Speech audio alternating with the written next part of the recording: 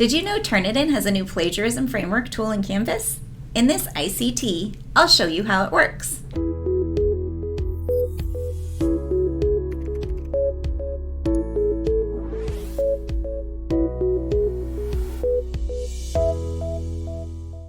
Hi, I'm Brenda.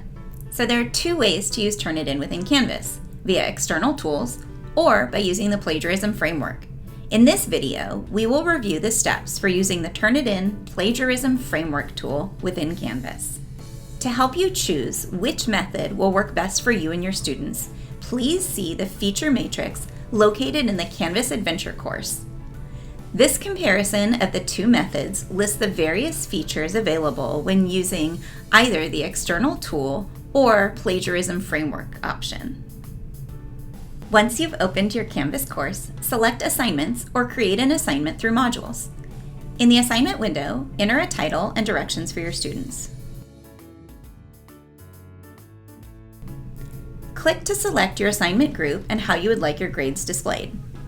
Check whether or not you would like this assignment to count towards the final grade in Canvas. For submission type, select Online, then select File Uploads. From here, you're going to scroll down and under the Plagiarism Review box, you'll select Turnitin, New PF for Plagiarism Framework.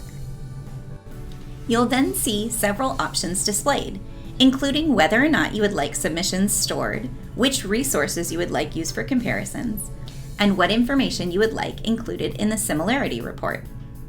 Whether or not you'd like to enable the ETS e-reader grammar checking tool, and which handbook you would like applied. You can also select the categories you would like checked using the ETS handbook. Then click Save as Default Settings in order to default to the settings you've chosen for your next assignments. You can also select when you would like students to be able to review their originality reports. Select the rest of the customizations for your Canvas assignment. Be sure to select the due date and save or save and publish when you're ready for students to access.